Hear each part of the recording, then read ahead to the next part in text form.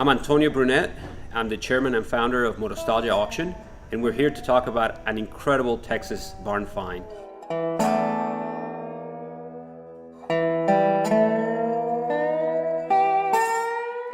It's one of those that, as a car guy, you kind of dream of.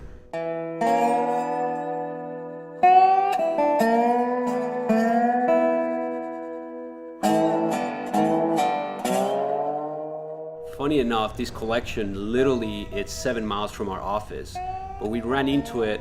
The gentleman's name is Jack, and the story goes that he moved down to Texas in the early 70s, around 1972, 1973, and he's obviously a car guy and had some amazing vehicles that once he got to Texas, he put away in his new barn, and always with the intention of getting the time and the money to fix them and to ride them again.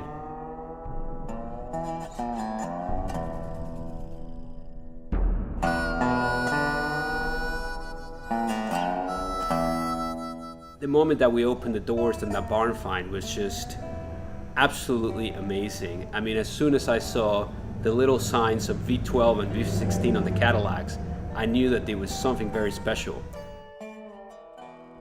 One of my favorite, to be honest with you, is a 1923 Melbourne Electric. And I think it's one of my favorite because of the story. There were companies like Melbourne and Detroit Electric that built very competitive cars to the market at the time. We're talking about the teens and the early 20s. So Melbourne is one of those stories, and history now tells that GM in 1924 bought out the whole company to dismantle the factory, and so they wouldn't have that car competing. Well, the car that Jack had is a 1923 27L, which is the very last model that company built. Jack was obviously very an enthusiast and cared much about the Cadillacs and the multi-cylinder Cadillacs. It's actually a 1933 V12 coupe. It's obviously a rare car too, being that it's a multi-cylinder Cadillac. The great thing about this particular car, obviously the condition of being a barn find and being completely unmolested and original, is that the back of it actually has a 1932 trunk, but the car's a 1933. So this is one of those bodies which happened a lot back in that early century, where vehicles were built with available parts. And of course this car was built as a 1933, but at the time they didn't have a 33 trunk available, so they slapped the 1932, which of course it makes it now a rare car because it's not something that happened to any other body. Some of the cars in this collection, very important. One of the most important ones, or the main, is a 1932 Cadillac V12 Victoria Convertible. Now this is actually body number 1, meaning this was the very first one that came out of the factory. There were only 4 built. The other 3 were actually V16 cars. So the actual story of these cars tell that this was the vehicle that was used as a prototype to show to the executives, see if they will approve the concept of having a Victoria convertible. At the time the body was ready, there was actually not a V16 chassis available, so they put it on a V12 with the V12 engine.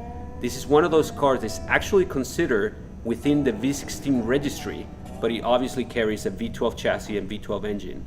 It's never been offered for sale. It's only had 3 owners, and the fact that we found it so close and in such magnificent shape, it's truly a once in a lifetime. The 4th car that he had, it's a very interesting one.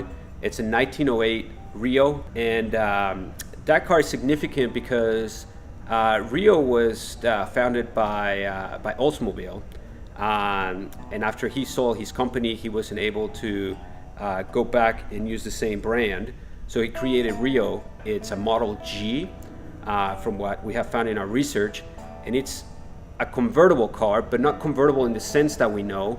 It's more of a transformer, because it converts from a 5-passenger touring convertible to a 2-passenger boat tail. The fact that the car is absolutely complete with both choices of bodies, it's very, very rare and very exciting to see. Of course, it's a brass era vintage car, so all the headlights and all the little instruments, it's pure brass, which is absolutely gorgeous.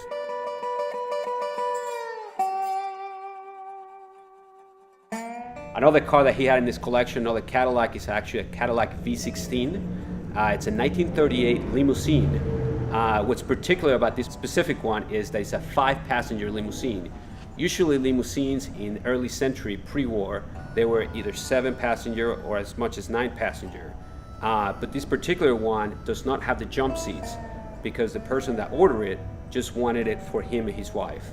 So it's a great car, V16 chassis. The car is absolutely enormous, and it just really talks about the eccentricity of Cadillac and in American life back then. Finding the cars and kind of getting to know the story really capture us. It's almost like a time machine. I mean, really opening those doors of that barn that day. You enter there, you feel like immediately you're in the back in 1930s, and that's why I think it's so amazing.